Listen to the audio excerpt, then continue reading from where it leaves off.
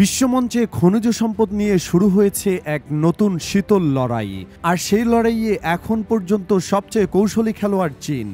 শিল্প খাতের ভবিষ্যৎ নিরাপদ রাখতে চীন এখন বিশ্বজুড়ে কৌশলগতভাবে খনিজ সম্পদের নিয়ন্ত্রণ নিচ্ছে নিজেদের হাতে।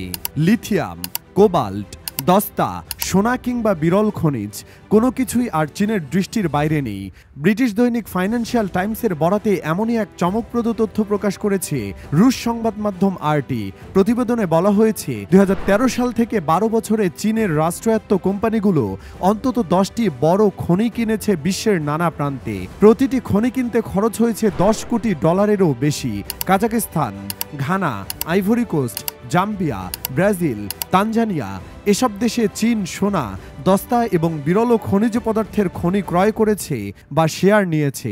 বিশেষ করে তানজানিয়ার বিরল খনিজ পদার্থের খনিতে 50% শেয়ার নেওয়া এবং ব্রাজিলের সোনা ও দস্তার খনি অধিগ্রহণ চীনের আগ্রাসী কৌশলের প্রমাণ বলে মনে করছেন বিশ্লেষকরা। বিশ্বের 90% পরিশোধিত বিরল খনিজ পদার্থ ইতিমধ্যেই চীন থেকেই আসে।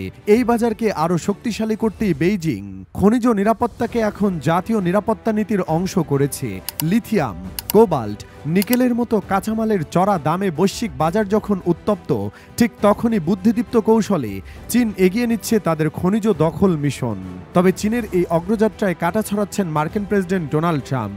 খনিজ সম্পদে চীনা বিনিয়োগ রুখতে তিনি সম্প্রতি নিষেধাজ্ঞা জারি করেছেন।